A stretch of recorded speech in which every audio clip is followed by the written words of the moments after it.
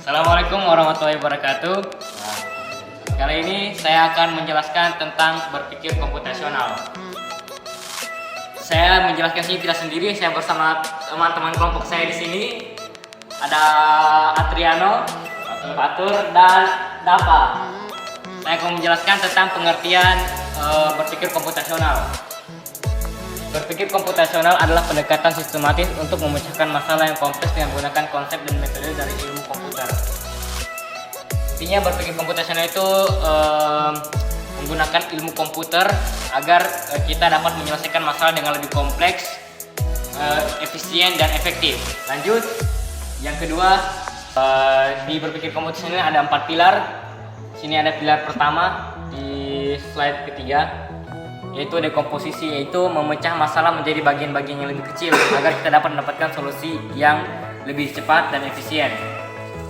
Ada pilar kedua, pengenalan pola, mengidentifikasi pola, tren atau kemiripan dalam data atau informasi.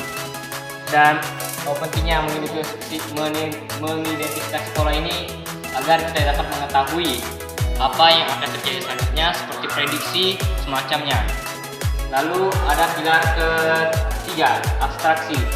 Kita itu memfokuskan pada informasi yang penting dan mengabaikan yang tidak relevan. Kita cari yang penting untuk kita bahas dan buang yang tidak terlalu penting atau yang tidak relevan. Lalu ada pilar keempat, algoritma. Algoritma itu merancang langkah-langkah atau desain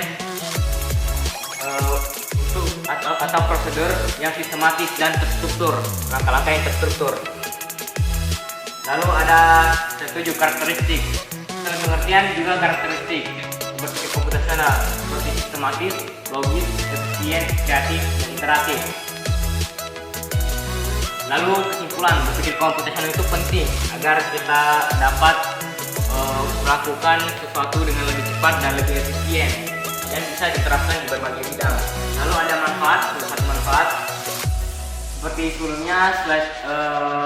Manfaat ini slide keduanya cuma pengertian saja. Jadi langsung kita masuk ke slide nomor 3, manfaat berpikir komputasional. Manfaatnya itu bisa memecahkan masalah menjadi lebih efektif, seperti yang tadi pengertiannya, memecah masalah jadi efektif.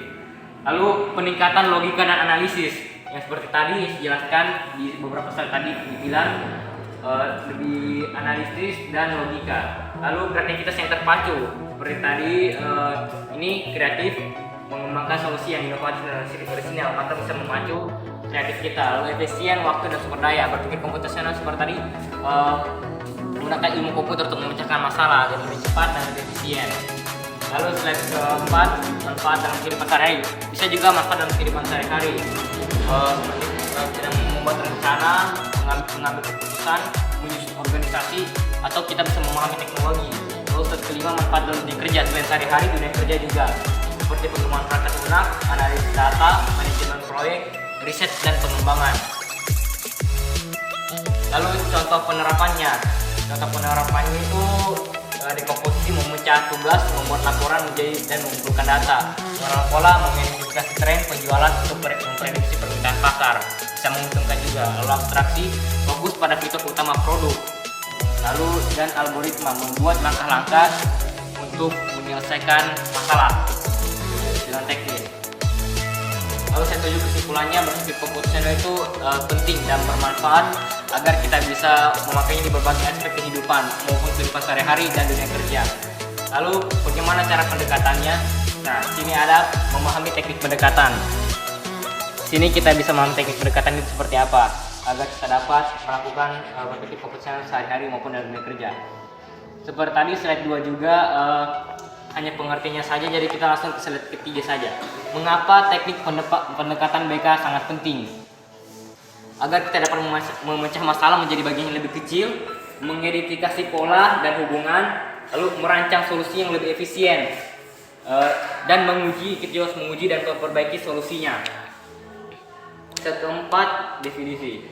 Contohnya itu memecah masalah besar menjadi sub masalah yang lebih kecil, seperti kalau kita membuat pesta ulang tahun, memecah masalah menjadi bagian lebih kecil, mengidentifikasi pola dan hubungan, merancang solusi yang efisien, menguji dan memperbaiki solusi. Lalu step 4, memecah masalah besar menjadi masalah yang kecil. Tadi saya sudah bilang, merencanakan seperti pesta ulang tahun dan Selain tes ulang tahun, kita bisa merancang membuat aplikasi. Lalu mencari kesamaan dan perbedaan di antara masalah yang berbeda-beda. Seperti ini tadi pengenalan pola, kita bisa memprediksi cuaca, mengidentifikasi pola cuaca, lalu deteksi fail juga bisa. Lalu ada slide 6, fokus pada informasi yang relevan dan mengambil yang relevan. Seperti tadi di slide slide kelima pilar ketiga, contohnya seperti peta. Di peta tidak mungkin kita bisa menjelajah satu dunia, makanya ciptakanlah peta.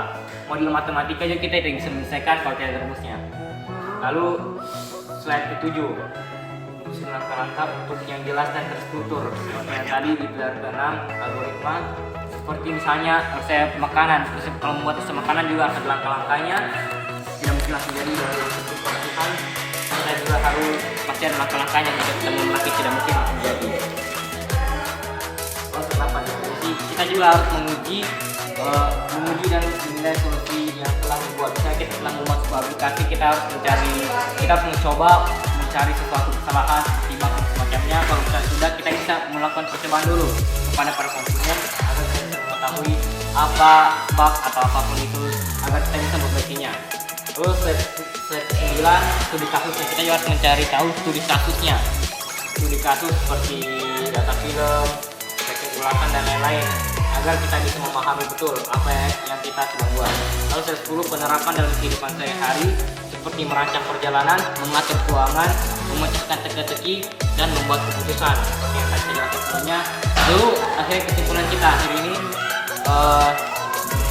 teknik berpikir komputasional itu membantu kita memecahkan masalah secara efektif dan efisien dan dapat diterapkan di berbagai kehidupan. Itulah mengapa berpikir komputasional sangat penting untuk kita pelajari.